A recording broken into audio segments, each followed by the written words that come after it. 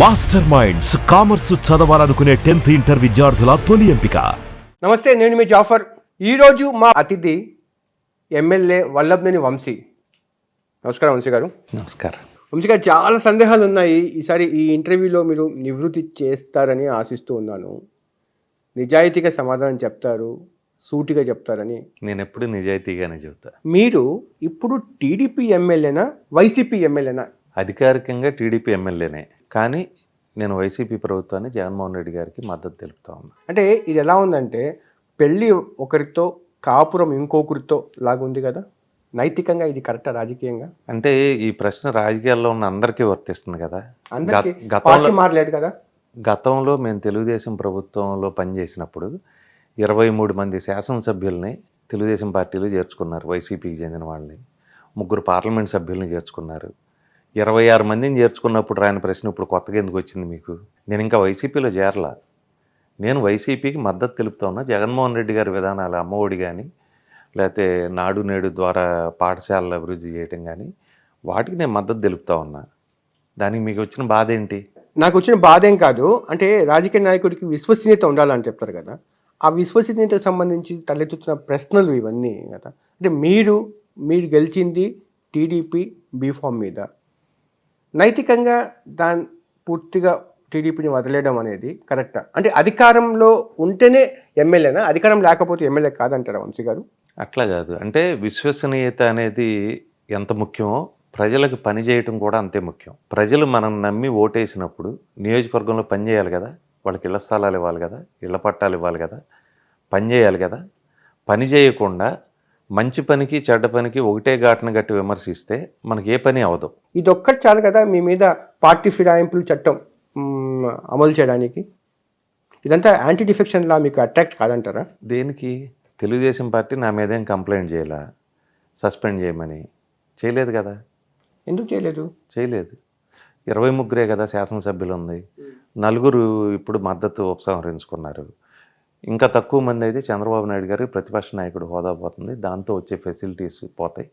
ప్రతిపక్ష నాయకుడు హోదా పోతే ఆయన కూడా మామూలు శాసనసభ్యుడిలాగా ఉండాలి. కాబట్టి అధికారికంగా వాళ్ళు కూడా లెక్కల్లో ఉంచుకున్నారు. మీరు మాట్లాడే ప్రతి మాట కొడాలి నాని నుంచి వచ్చిన స్క్రిప్టే అంటారు. మీ మీద కొడాలి నాని ఇన్ఫ్లుయెన్స్ అది ఎక్కువ ఉంది అంటారు. నిజం కాదంటారా వంశీ గారు? మేము కలిసి ఉండేది వాస్తవం. మేము చాలా సన్నిహితమైన మిత్రులం, కలిసి సినిమాలు తీసాం. నేను రాజకీయాల్లోకి వచ్చినప్పుడు కూడా మొదట్లో ఆయన ఐడియాలో, ఆయన గైడెన్స్ తీసుకుని. మీ ఇద్దరి స్నేహం గురించి అందరూ తెలుస్తారు, చెప్పాల్సిన అవసరం లేదు. ఇంచుమించు మీది కొడాలి నాని ఒకేలాగా ఉంటుంది, ఒకే వేవ్లెంగ్త్ ఉంటుంది. మీ మాట మీద ఎక్కువ ప్రభావం ఆయన birds of same feather flock together అంటారు కదా, అట్లా ఏమన్నా జరిగిందేమో మరి. ఉంది కదా, ఉండొచ్చు. ఏముంది? మీరు 3 మంచి ఫ్రెండ్స్, మీరు కొడాలి నాని, వంగవీటి రాధని ఎందుకు అలా వదిలేశారు? నేను, కొడాలి నాని గారు, వంగవీటి రాధ ఎప్పటికీ మంచి ఫ్రెండ్సే.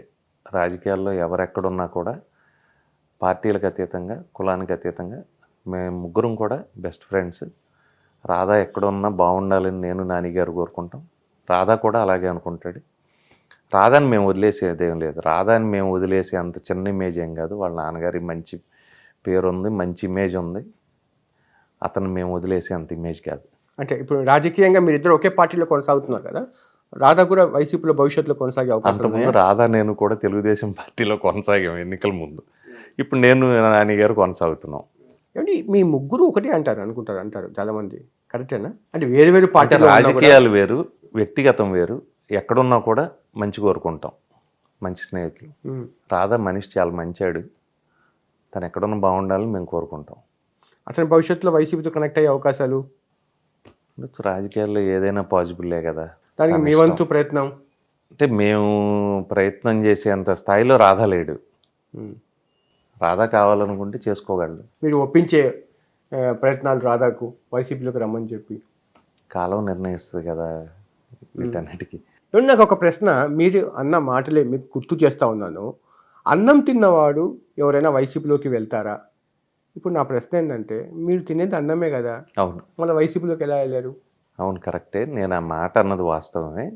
జనరల్గా ఏమవుతుందంటే, పార్టీలో ఎప్పుడూ కూడా క్రిటిసిజంకి పార్టీ ఆఫీస్ నుంచి ఒక మెయిల్ వస్తుంది. 175 కాన్స్టిట్యున్సీలకి. ఇదివరకు సమైక్యాంధ్రలో అయితే 294 కాన్స్టిట్యున్సీలకు వస్తుంది. ఈ రకంగా ప్రెస్ మీట్ పెట్టండి, ఈ రకంగా ప్రెస్ మీట్ పెట్టండి అని. ఇప్పుడు మీరు ఎక్కడ చూసినా కూడా మెయిల్ బట్టే పెడతారు. దాంట్లో పొరపాటున నేను కూడా మాట్లాడాను. అంటే ఇలా తొందరపాటుగా ఏదంటే అలా మాట్లాడేస్తారా? ఆ తర్వాత రియలైజ్ అవుతూ ఉంటారు మీరు? అంటే ఒక్కోసారి మాట్లాడొచ్చు. ఇప్పుడు 15-20 ఏళ్ళ నుంచి రాజకీయాల్లో ఉన్నాం కదా, ఎప్పుడో పొరపాటున ఒక మాట మాట్లాడితే అది సెన్సేషనల్ అవ్వచ్చు. ఇప్పుడు 100 గోల్స్ ఆపిన గోల్ కీపర్కి ఒక గోల్ వదిలేసి అవతల వాళ్ళు గెలిచారనుకోండి, ఆ ఒక్క గోలే చూపెడతారు వరల్డ్ కప్ ఫైనల్స్లో. అట్లా మనం 100 మంచి పనులు చేసిన రాని ఇది ఎప్పుడైనా పొరపాటున స్పిల్ ఓవర్ అయితే ఒక దాంతో ఎక్కువ కాంట్రవర్సీ అవుతుంది. వంశీ గారు, కొన్ని విషయాలు మనం మనసు ఇప్పి మాట్లాడుకుందాము. డైనమిక్ లీడర్ వంశీ ఎందుకు జగన్మోహన్ రెడ్డి గారు అంటే భయపడిపోయారు, వైసీపీ పంచాన చేరారు అన్నది ఒక అనుమానం. భయం ఏం లేదండి. భయం ఏముంది? ఇప్పుడు ఈ రాష్ట్రంలో రాజకీయం వదిలేస్తే పక్క రాష్ట్రంలో బతకచ్చు, పోనీ పక్క రాష్ట్రం కాదంటే వేరే దేశంలో బతకచ్చు. భయపడటం అదేం కాదు. బట్ ప్రజలకు మనం పనిచేయాలి. గత ప్రభుత్వంలో కొన్ని వేల మందికి ఇళ్ల పట్టాలు ఇస్తామని చెప్పాం. ఆ 1,00,000 పట్టాల కార్యక్రమంలో కొంతమందికి ఇవ్వగలిగాం, కొంతమందికి ఇవ్వలేకపోయాం. ఇచ్చినవి కూడా హడావుడిగా ఇవ్వటం వల్ల తర్వాత కేసులు అయినాయి. అంటే మీరు చెప్తున్న ప్రకారం వచ్చిందంటే మిమ్మల్ని నమ్మి ఓటు వేసిన నియోజకవర్గం ప్రజల కోసమే నేను వైసీపీతో కలిసాను తప్ప నాకేం వ్యక్తిగత అవసరం ఏం కాదు. ఆంధ్రప్రదేశ్ రాష్ట్రంలో మా నాన్నగారు సమాధి తప్పితే నాకు సెంటు భూమి లేదు, ఒక ఇల్లు లేదు. నాకు ఏదన్నా ఆస్తులు ఉంటే తెలంగాణ రాష్ట్రంలోనే ఉన్నాయి. ఇక్కడేం వ్యాపారం లేదు, నాకు స్థానికంగా ఏం వ్యాపారాలు కానీ ఏమి లేవు. కాబట్టి ఏదో వ్యాపార ప్రయోజనాలను భూములను ఇవన్నీ తెలియని వాళ్ళు మాట్లాడే మాటలేదు. 2 years బ్యాక్ మీరు చంద్రబాబు నాయుడుకి ఒక వాట్సాప్ మెసేజ్ పెట్టారు, నేను రాజకీయ సన్యాసం తీసుకుంటున్నాను అని చెప్పి. సీన్ కట్ చేస్తే మీరు ఆ తర్వాత వైసీపీలోకి పంచన చేరారు అని చెప్పి. అప్పుడు ఎందుకు ఆ మెసేజ్ పెట్టాల్సి వచ్చింది? గత ప్రభుత్వంలో, తెలుగుదేశం ప్రభుత్వంలో చంద్రబాబు నాయుడు గారు ముఖ్యమంత్రిగా ఉండగా గవర్నమెంట్ చివరి దశలో ఉన్నప్పుడు హడావుడిగా 1,00,000 పట్టాల కార్యక్రమం అని పెట్టి దాంట్లో అనేక మందికి పొజిషన్ సర్టిఫికెట్లు ఇవ్వటం, అంటే వాళ్ళు ఉన్న స్థలానికి వాళ్ళకి హక్కు ఇవ్వటం, ఈ కార్యక్రమం పెట్టారు. కొన్ని చోట్ల కొత్త స్థలాలు ఇచ్చారు. మా దగ్గర అయితే చాలా చోట్ల పొజిషన్ సర్టిఫికెట్లు ఇచ్చాం. ఈ పొజిషన్ సర్టిఫికెట్లలో ఎప్పుడు కూడా మన ప్రమేయం ఉండదు. ఎవరు శ్రీనివాసరావు ఉంటే శ్రీనివాసరావుకి ఇస్తారు, వెంకటేశ్వరరావు ఉంటే వెంకటేశ్వరరావు ఇస్తారు, అతను ఎంత ఉంటే అంత ఇస్తారు. దాంట్లో ఎక్కడ కూడా రికమెండేషన్లు అవి ఉండవు. ఎవరు భూమి మీద ఉంటే వాళ్ళకే ఇస్తారు, ఎవరికి ఇల్లు ఉంటే వాళ్ళకే ఇస్తారు. కరెంటు బిల్లును చూసో, ఇంటి పన్నును చూసో, అక్కడ ఉన్న విఆర్ఓ సర్టిఫికేట్, ఎంఆర్ఓ సర్టిఫికేట్, దాంట్లో రెవెన్యూ వాళ్ళ పాత్ర ఉంటుంది. ఆ సర్వే నెంబర్ రాయటంలో కానీ లేకపోతే ఇవన్నీ. చివరికి వచ్చేపాటికి ఏంటంటే శంఖంలో తీర్థం పోసినట్టు మేము ఆ పట్టాలు ఇచ్చి ఏదైనా పొలిటికల్ మైలేజీ ట్రై చేస్తాం. వీటన్నిటిలో కూడా ఇళ్ల పట్టాలు ఇచ్చాం. ఇచ్చినప్పుడు పొరపాటున రెవెన్యూ వాళ్ళ పొరపాటు వల్ల ఒక 2 గ్రామాల్లో ఆర్డీఓ గారి సంతకం లేకుండా ఇళ్ల పట్టాలు ఇవ్వడం జరిగింది. తర్వాత ఎన్నికల తర్వాత రాజకీయ ప్రత్యర్థులు ఏం చేశారంటే అవేదో నా తప్పులాగా నా మీద పొలిటికల్ కేసులు పెట్టినప్పుడు దేవినేని ఉమా కానీ పార్టీ కానీ ఎవరూ కూడా నాకు సపోర్ట్ చేయలే, కనీసం పలకరించలే. నేను ఇబ్బంది ఉంది, ఇట్లా జరుగుతూ ఉంది, ఇది ప్రభుత్వ పరంగా జరిగిన తప్పు, గత ప్రభుత్వంలో జరిగిన తప్పు, ఇది నా మీద పెడుతున్నారు అంటే కూడా ఎవరు రియాక్ట్ అవ్వరు. అనుకున్నప్పుడు కొంత నేను బాధపడి మీరే ఎంఆర్ఓ సంతకం ఫోర్జరీ చేసి ఇచ్చేసారంటే కదా పట్టాలు? లేదు, ఆ కేసు కూడా అదే కదా మీ మీద పెట్టింది. జరగదు అసలు, అట్లా ఎప్పుడు జరగదు. ఆ సర్వే నెంబర్లు అవన్నీ కూడా రెవెన్యూ వాళ్ళకి తెలుస్తాయి, మనకు తెలియదు కదా అక్కడ ఎవరున్నారనేది. అవన్నీ కండక్ట్ చేసిన 1,00,000 పట్టాల కార్యక్రమంలో ఇచ్చిన పట్టాలు అవి, మేము ఇచ్చినవి కాదు అవి. ఆ ఫోర్జరీ కేసు మీ మీద ఫైల్ అయింది కదా, ఏమైంది? అది రాజకీయ ప్రత్యర్థులు పెట్టారు, బట్ అది వ్యాలిడ్ కాదు, అదేం లేదు. కానీ అప్పుడు మీ మీద కేసు పెట్టినప్పుడు స్పీకర్ కూడా మీ అరెస్ట్కు పర్మిషన్ ఇచ్చారని చెప్పి కూడా వార్తలు వచ్చాయి. ఇప్పుడు మీరు పార్టీ మారంగానే ఆ కేసు గురించి ఎక్కడ ఊసే లేదు, చర్చ లేదు. అసలు ఆ కేసుతో నాకు సంబంధం లేదు కదా, కేసు కూడా కాదు అది. ప్రభుత్వం ఇచ్చిన పట్టాలు మేము పంచాము. యాక్చువల్గా అధికారంలోకి వైసీపీ రాగానే ఫస్ట్ టార్గెట్ మీరే అయ్యారు. దానికి సంకేతమే మీ మీద నమోదైన కేసు. ఈ కేసే కారణము, మీ మీద టార్గెట్, మీ ఫోకస్ అంతా మీ మీదకి వచ్చేసింది అని చెప్పి భావించారు. కాదు, ఇప్పుడు ఆ కేసుతో నాకేం ఉరిశిక్ష పడదు. అదేం ఇందిరాగాంధీ కాదు, రాజీవ్ గాంధీ ఇంకోటి కాదు, దాంతో అంత ఎఫెక్టివ్ ఉండదు. ఇబ్బంది పెట్టడం జరుగుతుంది కానీ దాంతో నాకు వచ్చేది ఏమి ఉండదు. ఎందుకంటే నా రోల్ ఉండదు, దాంట్లో నా పాత్ర ఉండదు. అది ప్రభుత్వం పంచిన పట్టాలు, దాంట్లో మేము మధ్యవర్తులు మాత్రమే. మేము ఉండి స్టేజ్ మీద ఉండి పట్టాలు పంచుతాం అంతే. తయారు చేసేది రెవెన్యూ అంటే వాళ్ళు, not తయారు only చేసింది మీ ప్రభుత్వం. మీద గవర్నమెంట్ ఎంత కాన్సన్ట్రేషన్గా ఉంది అని చెప్పడానికి ఒక ఉదాహరణ కాదు అది. మీ రాజకీయ శత్రులు అందరూ ఒక చోట పోగుపడి మీ గురించి ఆలోచించే సమయంలో వాళ్ళ ఎత్తుగడని మీరు నిర్వీర్యం చేశారు పార్టీ మారి అని అంటారు, నిజమేనా? అయి ఉండొచ్చు కదా సార్. మీరు జగన్మోహన్ రెడ్డి గారిని సీఎం అయిన తర్వాత ఆయన్ని కలిసినప్పుడు ఏం సార్ మీరు ఏం మాట్లాడుకున్నారు? ఫస్ట్ కొంచెం ప్లీజ్ కొంచెం ఇది ఓపెన్ చేస్తారు డైలాగ్ టు డైలాగ్. అంటే మీకు 40 సంవత్సరాల నుంచి రిలేషన్ ఉండొచ్చు, కానీ సీఎం అయ్యాక కలిసినప్పుడు మీ దగ్గర సంభాషణ ఏంటి? అంటే ముఖ్యమంత్రి గారి అపాయింట్మెంట్ నేనే అడిగి వెళ్ళాను. చాలా ఇంట్రెస్టింగ్ పాయింట్ అడుగుతున్నా సార్ నేను. వెళ్ళి ఇట్లా నియోజకవర్గంలో గత ప్రభుత్వంలో 1,00,000 పట్టాల కార్యక్రమంలో పట్టాలు పంచారు, ఇట్లా ఇది పొరపాటున ఇట్లా కేసు రిజిస్టర్ చేశారన్న, కొద్దిగా చూడండి, వెరిఫై చేయమనండి, మీరు ఏది జెన్యూన్ అనుకుంటే చేయండి అన్న. సరే అన్నారు. అంతేనా? ఇంకా ఇంకొంచెం డిస్క్రైబ్ చేయండి, ఇంకొంచెం ఇంకా డైలాగ్ టు డైలాగ్. నాకు రాజకీయాల నుంచి వెళ్ళిపోదాం, నేను హైదరాబాద్ వెళ్ళిపోదాం అనుకున్నటువంటి ఉద్దేశంలో ఉన్నా. నేను కూడా ఆయన చెప్పాను, అంటే నాకు ఎన్నికల్లో పనిచేసిన వాళ్ళు వాళ్ళ మీద కేసులు పెట్టడం, అంటే ఆయనకి సంబంధం లేకపోయినా కూడా స్థానికంగా ఉన్నటువంటి ఇబ్బందుల మూలంగా, అంటే ఇది ఇబ్బంది అవుతుంది నాతో తిరిగిన వాళ్ళకి కానీ నన్ను మద్దతు పలికిన వాళ్ళకి కానీ వీళ్ళకి ఇబ్బంది అవుతుందని అనుకున్నాను. బట్ ఆయన ఏమన్నారంటే, వంశీ నువ్వు గతంలో బాగా పనిచేసావు శాసనసభ్యుడి కింద, పనిచేయి, ఎందుకు అట్లా రాజకీయాల్లో అనేవాళ్ళు ఉంటారు, విమర్శలు చేసేవాళ్ళు ఉంటారు, నువ్వు పనిచేయని చెప్పారు. ఆయన పనిచేయి టీడీపీ తరఫునే పనిచేయమని చెప్పారా, వైసీపీ తరఫున పనిచేయమన్నారా? ఆయన పనిచేయమన్నారు, వేరే ఏం చెప్పారు. ఆయన 151 సీట్లు గెలిచిన ముఖ్యమంత్రి, నా ఒక సీటుతో ఆయనకి ఏమొస్తుంది? కాబట్టి అట్లా ఏముండదు. అది వచ్చిన తర్వాత వెంటనే మీరు టీడీపీ మీద ఒక ఉదుటున దాడి చేశారు. కాదు, నేను ఒక 20 రోజుల పాటు నేను ఎక్కడా ఏం మాట్లాడలా. మీరు కేసులు భయపడడం ఏంటి? పెద్ద పెద్ద కేసుల్ని కూడా మీరు ఇలా ఊదేసిన సందర్భాలు ఉన్నాయి. మీ దగ్గర ఉన్న క్యాడర్ కూడా ఆ కేసులకు సిద్ధపడి మీతో ట్రావెల్ చేస్తూ ఉంటారు. నేనేం కేసులు భయపడలా. స్థానికంగా క్యాడర్కు ఉన్న ఇబ్బంది వల్ల నేను తప్పుకుందాం అనుకున్నాను. నా వల్ల వాళ్ళు ఇబ్బంది పడకూడదు, వాళ్ళ కుటుంబ జీవితాలు ఇబ్బంది పడకూడదు, వాళ్ళు అనవసరమైనటువంటి సమస్యలు ఇరుక్కోకూడదు అనేది. మళ్ళీ టీడీపీ వాళ్ళు అంటూ ఉంటారు, సార్ మీరు వివాదాస్పద భూములు మీ ఆధీనంలో ఉన్నాయి, దాన్ని కాపాడుకోవడానికి కూడా మీరు వైసీపీలోకి వెళ్ళారని చెప్పి జగన్ గారిని కలిసినప్పుడు ఆ డిస్కషన్ వచ్చిందండి. హైదరాబాద్లో కొన్ని భూములు ఉన్నాయి, ఇక్కడ సంబంధించిన కొన్ని భూములు ఉన్నాయి. రాష్ట్రం విడిపోయింది, ఆంధ్రప్రదేశ్ తెలంగాణ అయింది. ఆంధ్రప్రదేశ్ రాష్ట్రంలో నాకు సెంటు భూమి లేదు, ఎకరం పొలం లేదు, ఇల్లు కూడా లేదు. నాకు ఏం వివాదం ఉందని భూములు కాపాడుకోవటానికి వెళ్తాను? ఇవన్నీ పిచ్చి ఆరోపణలు, రాజకీయ ప్రేరేపితమైన ఆరోపణలు. సార్ కొన్ని ఇంపార్టెంట్ క్వశ్చన్స్ ఇప్పుడు నేను అడగబోతున్నాను, నిజాయితీకి జవాబు చెప్పాలి మీరు. సార్ కొంతమంది వ్యక్తుల మీద కోపం ఉండొచ్చు, కానీ ఒక కులం మీద ఆ కోపాన్ని ఆపాదించకూడదు, ఒక సామాజిక వర్గాన్ని మీద ఆపాదించకూడదు, అవునా కదా? వైసీపీ మీద ఆరోపణ ఏంటంటే టీడీపీ వాళ్ళు చేసేది కమ్మ కులస్తులను వైసీపీ అణగదొక్కేస్తూ ఉంది అన్నది టీడీపీ వాళ్ళ యొక్క ఆరోపణ. మీరు కూడా అదే సామాజిక వర్గం కాబట్టి అది నిజమా? అంటే చరిత్రలో ఏ కులాన్ని ఏ కులం అణగదొక్కలేదు. చదువుకోవటం, వ్యాపారం చేయటం, డెవలప్ అవటం, వాటి వల్ల ఏ కులం సామాజిక వర్గం అభివృద్ధి చెందుతుంది. ఒకళ్ళు ప్రమోట్ చేస్తే అయ్యేది ఉండదు, ఒకళ్ళు డిమోట్ చేస్తే ఇదయ్యేది ఉండదు. కాబట్టి ఒక రాజకీయ పార్టీ ఫలానా కులాన్ని తొక్కేస్తుంది, ఒక కులాన్ని ఇవన్నీ కూడా పసలేని ఆరోపణలు. ఊరికే కొంతమంది భావదారిద్ర్యంలో ఉన్న వాళ్ళకి, కొంతమంది రాజకీయ నిరుద్యోగులకి, కొంతమందిని ఎమోషనల్గా చేయటానికి. ఇప్పుడు మన వాళ్ళ పిల్లలు ఎంతోమంది, కొన్ని వేల మంది అమెరికా వెళ్తున్నారు, ఆస్ట్రేలియా వెళ్తున్నారు, కెనడా వెళ్తున్నారు, జర్మనీ వెళ్తున్నారు. అక్కడ కమ్మకులం ఏముందని బతుకుతున్నారు? వాళ్ళ టాలెంట్తోనే వాళ్ళు బతుకుతున్నారు. మీరు చాలా డిప్లొమాటిక్ ఆన్సర్ ఇస్తున్నారు. వైసీపీ ప్రభుత్వము కమ్మ కులస్తుల మీద పగపట్టిన విషయం వాస్తవమా కాదా? ఎస్ ఆర్ నో చెప్పండి. కాదు, నేను మీకు చెప్పేది ఏంటంటే ప్రజెంటేషన్ ఆఫ్ ఫ్యాక్ట్స్ 2 రకాలుగా ఉంటుంది. ఒక ఇష్యూ చెబుతా మీకు. వైజాగ్లో ఎల్జీ పాలిమర్స్ ఇష్యూ జరిగింది. అది ఒక దుర్ఘటన. ఎవరు కూడా కంపెనీ వాళ్ళు ఒక 40 ఏళ్ళ నుంచి నడుపుతున్నారు, ఇప్పటివరకు జరగలేదు. ఆ కంపెనీలో అనేక మందికి ఎంప్లాయ్మెంట్ వచ్చింది. కానీ దురదృష్టవశాత్తు ఒకరోజు పాయిజనస్ గ్యాస్ లీక్ అయింది. పాపం చుట్టుపక్కల ప్రాంత ప్రజలు చనిపోయారు, ఇబ్బంది పడ్డారు, అనేక రకాలుగా నష్టపోయారు. ఇది ఎవరో అనుకొని చేసింది కదా, ఒక యాక్సిడెంట్.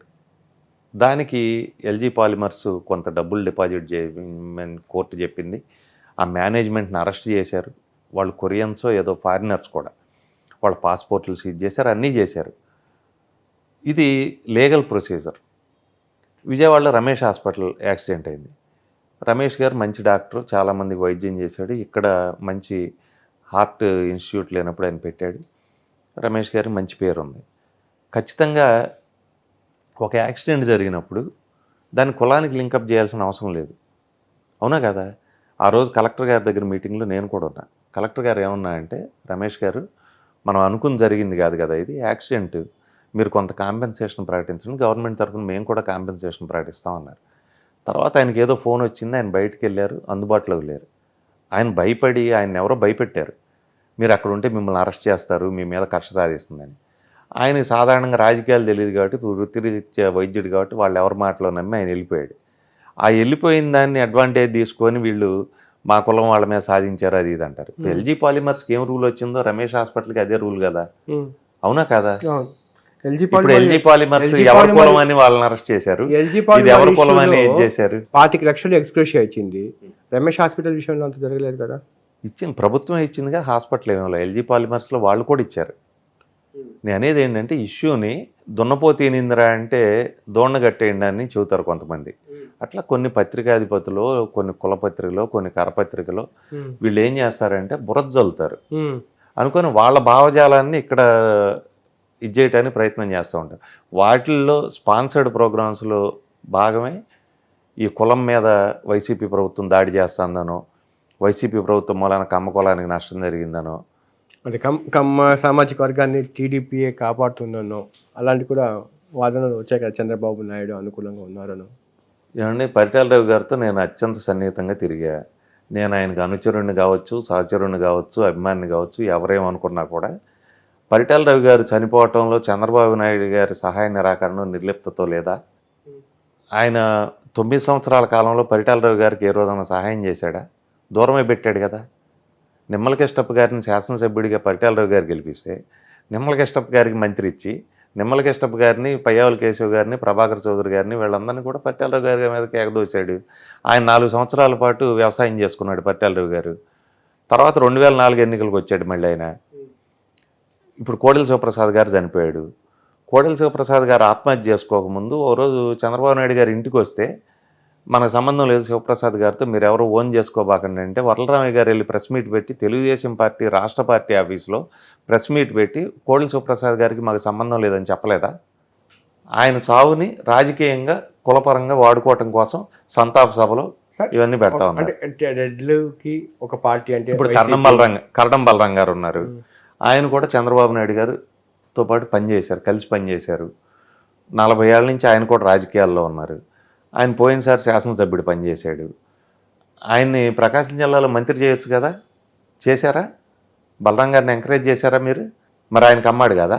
అంటే ఇప్పుడు అంటే ఒకటి నిజం ఏంటంటే, అంటే మీరు చేస్తే ఏంటంటే, మీరు చేస్తే సంసారం, ఎదుటాళ్ళు చేస్తే వ్యభిచారం. మీరు చేసేదంతానేమో సంస్కారం, ఎదుటాళ్ళకేమో కుసంస్కారం. అంటే ఒక అభిప్రాయం ఉంది కదా, కమ్మోళ్ళు అంటే పార్టీ అంటే టీడీపీ, రెడ్లకు పార్టీ అంటే వైసీపీ, ఇలాగ విడిపోయింది వాస్తవం కాదంటారా?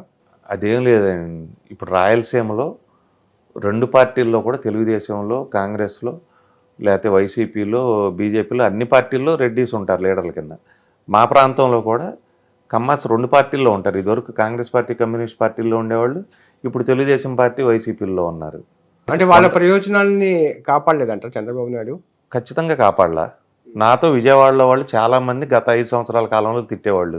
విజయవాడ దగ్గర క్యాపిటల్ పెట్టకుండా గుంటూరు జిల్లాలో ఏటౌట్లు పెట్టాడు చంద్రబాబు నాయుడు గారు, మేము మొత్తం నష్టపోయామని చాలామంది తిట్టేవాళ్ళు. ఇవాళ వాళ్ళందరూ ఏమంటారంటే, అమరావతి పోయేపాటికి అమరావతి పోయిందని గొడవ పెడుతున్నారు. అంతకుముందు అమరావతి పెట్టినప్పుడు క్రిటిసైజ్ చేసిన వీళ్ళే.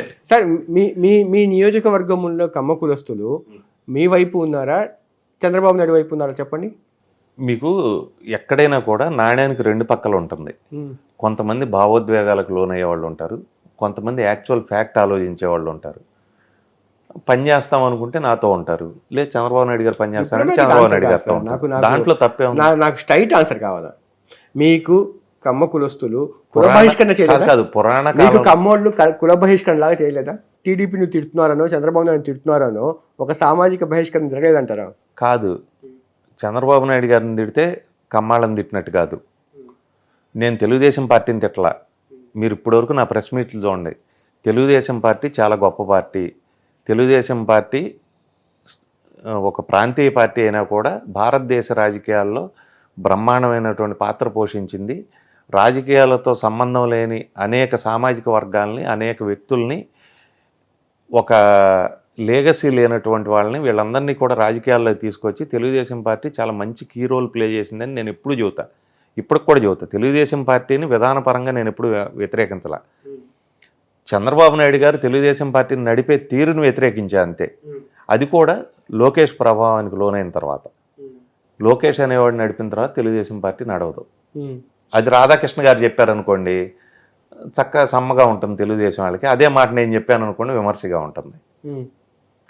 అదేలాగా రాధాకృష్ణ గారు కూడా చెప్పారు కదా, నెక్స్ట్ ఎలక్షన్ తర్వాత చంద్రబాబు గారే ఉంటారు, లోకేష్ ఉండడు, లేకపోతే లోకేష్ను చూపెట్టి ఇట్లా చేద్దాం అనుకుంటున్నారని లోకేష్ పనికిరాడను ఆయన చెప్పాడు కదా. ఆయన చెబితే బాగుంటుంది. రాధాకృష్ణ గారు ఎక్కడ బూతులు మాట్లాడేది కదా చంద్రబాబు నాయుడు కానీ లోకేష్ కానీ మీరు మాట్లాడినట్టుగా ఏమని తిట్టలేదు కదా ఎక్కడ. శుతిమెత్తగా సద్విమర్శగా చెప్పారేమో కదా. సరే, అందరి సంగతి అందరికి తెలుసు కదా. ముంజేతి కడియానికి అర్థం ఎందుకని వీళ్ళందరి చరిత్ర నాకు తెలుసు, నా చరిత్ర అలా తెలుసు. మీ ఎదుగుదలకు, రాజకీయ ఎదుగుదలకు చౌదరీస్ హెల్ప్ లేదంటారా మీ కాన్స్టిట్యున్సీలో? అంటే ఒక కులమే ఉండదు. ఒక కులాన్ని నమ్ముకొని రాజకీయం చేయం. నియోజకవర్గంలో ఒక 100 కులాలు ఉంటాయి. ఈ 100 కులాలతో మనం సఖ్యతగా ఉంటాం, వాళ్ళకి పని చేసి పెట్టడం, వాళ్ళకి మంచి చేయటం, వాళ్ళు మనతో మంచిగా ఉండటం, ఒక ఫ్యామిలీ మెంబర్ లాగా రిలేషన్ ఉంటుంది. అంతేగాని కులపరమైనటువంటి రిలేషన్ ఉండదు. మీ వదినమ్మ కానీ మీరు ఎలా ఎదుర్కోబోతున్నారు? పరిటాల సునీతమ్మ ఈసారి కొడాలి నానిని, వల్లంనేని వంశీని ఓడిస్తా అని చెప్పి ఆయన ప్రతిజ్ఞ పూనారు. మీకు వ్యతిరేకంగా ఆమె ప్రచారం చేస్తే జనాలు మీ మాటకు విలువిస్తారా, పరిటాల సునీతమ్మ మాటకు విలువిస్తారా? రాజకీయాల్లో ఎక్కడున్నా కూడా ఆయన వదిననే అంటాం. కొడాలి నాని గారిని 2014లో ఆయన వైసీపీ తరఫున పోటీ చేశాడు, 2019లో పోటీ చేశాడు. 19లో నాని గారు పోటీ చేసినప్పుడు సునీతమ్మ మంత్రి కూడా. అప్పుడు ఓడించలేకపోయారు కదా. ఇప్పుడు కొత్తగా ఓడించేదేముంది? రేపు నిజంగా ఆమె అన్నమాట ప్రకారము మీ గన్నవరం నియోజకవర్గంలో ఒక 4 రోజులు తిరిగారు అనుకోండి, ఏం పరిస్థితి ఏంటి మీది? నేను కూడా ఆహ్వానం పలికాను కదా మా వదినకి, రమ్మన్నాను, వస్తే భోజనం పెడతాను, వెళ్ళి మళ్ళీ ఆమె ప్రచారం చేసుకోవచ్చు, శ్రీకృష్ణ సారథ్యం చేయొచ్చు, మీ ఇంట్లోనే శల్య సారథ్యం చేయొచ్చు, మీ ఇంట్లోనే భోజనం చేసుకుని మీకు వ్యతిరేకంగా ప్రచారం చేసుకోవచ్చు. ఏముంది, భావజాలం వేరే ఉంటుంది. ఇప్పుడు చెన్నమనేని రాజేశ్వరరావు గారు, చెన్నమనేని విద్యాసాగరరావు గారు సొంత అన్నదమ్ములు. చెన్నమనేని రాజేశ్వరరావు గారు సిపిఐ పార్టీ కేంద్ర కమిటీలో ఉండేవాళ్ళు, చెన్నమనేని విద్యాసాగరరావు గారు బీజేపీ సెంట్రల్ కమిటీలో ఉండేవాడు, ఆయన గవర్నర్ కూడా అయ్యాడు బీజేపీలో. ఒకే కుటుంబంలో అన్నదమ్ములు 2 పార్టీలు ఉన్నప్పుడు మేము ఎందుకు ఉండకూడదు? ఆమె ఆ స్టేట్మెంట్ ఇచ్చి విజయవాడ నుంచి వెళ్ళిన తర్వాత మీరు ఒకసారి నా ఫోన్లో మాట్లాడారా? ఏంటి వదిన ఇలా మాట్లాడారు నాతో నా మీద? కలిసినప్పుడు మాట్లాడితే ఏముంది దాంట్లో? ఎవరి పరిస్థితులు వాళ్ళే కదా. ఆవిడ తెలుగుదేశంలో ఉన్నారు. నేను చెప్పాను, చంద్రబాబు నాయుడు ఎవరికైనా తగాదా పెట్టగలిగిన ఘటనా సమర్థుడు. గర్భస్థ శిశువుకి తల్లికి కూడా గొడవ పెట్టగలడు ఆయన. ఎవరితో అయినా తిట్టించగలడు. ఇప్పుడు నాతో బాలవర్ధన్ రావు గారినో దాసరి జయరమేష్నో వీళ్ళు వద్దు, నాకు ఈ కాన్స్టిట్యున్సీలో నాకు ఇష్టం లేదు, రీప్లేస్ చేద్దాం అనుకున్నాను, నన్ను పంపించి గొడవ చేసింది ఆయనే కదా. తర్వాత నెహ్రూ గారితో గొడవ పెట్టింది ఆయనే కదా. అది నిజమైతే 2006లో మళ్ళీ మిమ్మల్ని ఎందుకు సస్పెండ్ చేశారు? సస్పెండ్ చేయటం ఏముంది, రోజు నన్ను ఇంటికి పిలిచి మాట్లాడేవాడు కదా ఆయన. ఏంటండి మీరు బాలవర్ధన్ రావు అప్పుడు మీరు గొడవ పడింది, మీ మనుషులు బాలవర్ధన్ రావు మనుషుల్ని కొట్టింది, చిత్త కొట్టింది, అప్పుడు సస్పెన్షన్ గురైంది, ఇవన్నీ స్క్రిప్ట్ భాగం అంటారా? స్క్రిప్టే కదా.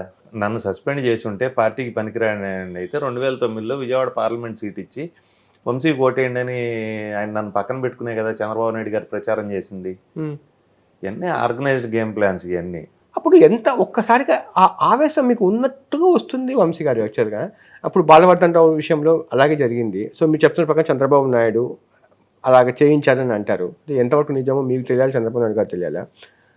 మీరు దేవినేని నెహ్రూ గారిని ప్రెస్ మీట్లలో మీరు వాడిన పదజాలాలు, పరుష పదజాలాలు అది సమర్థనీయం అంటారా? అంటే పొలిటికల్గా ఉన్నప్పుడు ఎవరైనా కూడా కొంత డీసెన్సీనో కోడ్ ఆఫ్ కాండక్ట్ కొంత మెయింటైన్ చేయాలి, అక్కడ వరకు తప్పే. కానీ బట్ అప్పుడు ఏం జరిగిందంటే నెహ్రూ గారు కాంగ్రెస్ పార్టీలో ఉన్నాడు. ఆయన ప్రత్యర్థిగా ఉన్నంత మాత్రం ఇలా తిడతారా? కాదు, ఆయన ప్రతిరోజు ప్రెస్ మీట్ పెట్టి నెహ్రూ గారు ఒక ఊత పదం కింద నారా జయప్రద అని అనేవాళ్ళు. అంటున్నప్పుడు చంద్రబాబు నాయుడు గారు కొంత సంఘర్షణకు లోనయ్యి ఇది బాగా ఇబ్బందికరంగా ఉంది ఈ పదం అని చెప్పి నన్ను పిలిచి, నేను విజయవాడ నగర పార్టీ ప్రెసిడెంట్గా ఉన్నా, ఎట్టి పరిస్థితుల్లో దీన్ని ఇష్యూ డైవర్ట్ చేయాలి, నువ్వు గొడవ పెట్టుకో అని చెప్పి చెబితే ఆ రోజు ఇష్యూ పెట్టుకున్నాం. ఏంటి నెహ్రూని తిట్టిన ఇది కూడా స్క్రిప్ట్ చంద్రబాబు నాయుడు చెప్పారా? ఆయన చెప్పి చేయించేదే కదా ఇవన్నీ. ఇప్పుడు మా వదిన మాట్లాడినా కూడా ఆయన చెప్పి చేయించేదే. సరే, ఇంకో విషయము, మీరు పరిటాల అనుచరుడిగా ఉంటూ 25 సంవత్సరాలుగా వైఎస్ జగన్తో రిలేషన్ మెయింటైన్ చేశాను అన్నారు. ఎలా సాధ్యమైంది సార్? ఒకవైపు ఈ చేత్తో పరిటాల, ఈ చేత్తో జగన్మోహన్ రెడ్డి, ఆ రెండు భిన్న ధృవాలు కావంటారా? అంటే 1994 ఎన్నికలప్పుడు రాజారెడ్డి గారు వెంకటాపురం ఊరు వచ్చి పరిటాలరావు గారి ఇంట్లో భోంచేసి వెళ్ళారు. మీకు ఎవరికి తెలియని విషయం. ఆ రోజుల్లో దివాకర్ రెడ్డి గారికి వ్యతిరేకంగా రాజారెడ్డి గారు ఉండేవాడు. రవణని కానీ రవణ మద్దతుదారులను కానీ వాళ్ళు సపోర్ట్ చేసేవాళ్ళు. 99 ఎన్నికలు కూడా ఎట్లా జరిగిందో మీరు అనంతపురం జిల్లాలో కనుక్కోవచ్చు.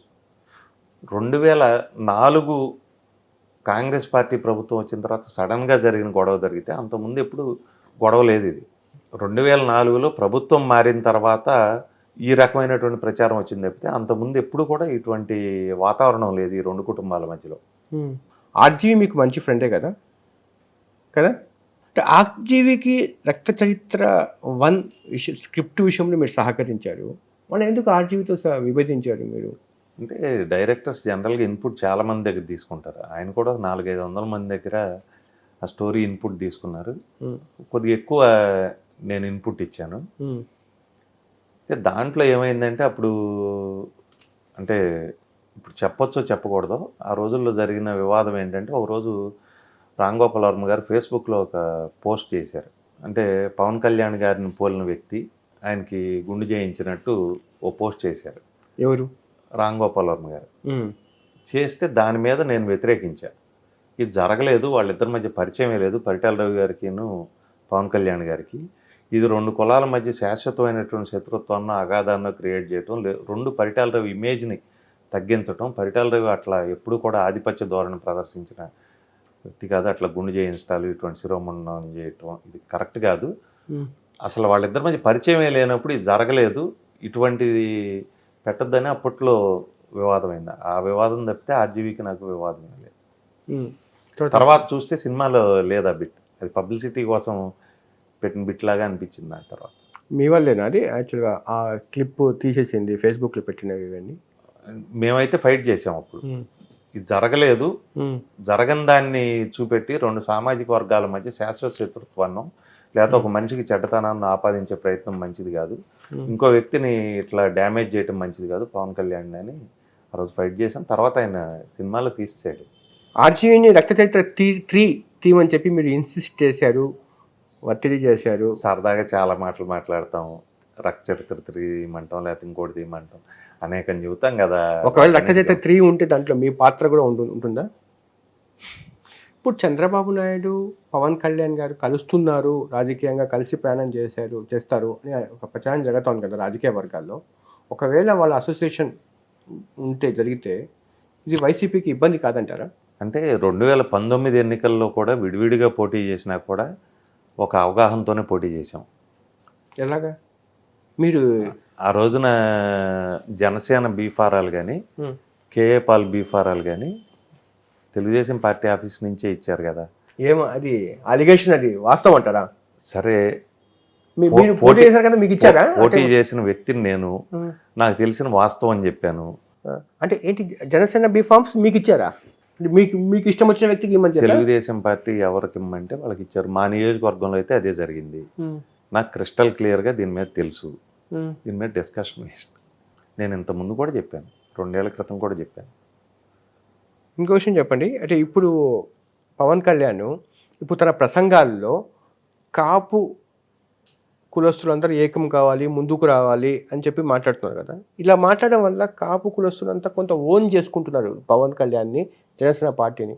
నిజంగా అది ఇంకా గట్టిగా ఓన్ చేసుకుంటే కాపు కులస్తులు పవన్ కళ్యాణ్ని, కమ్మ ఎలాగో అటువైపు కన్సాలిడేట్ అయి ఉంది కాబట్టి టీడీపీలో, ఇదంతా కొంచెం రాజకీయ సమీకరణలు మారి వైసీపీకి ప్రతికూలంగా మారదంటారా?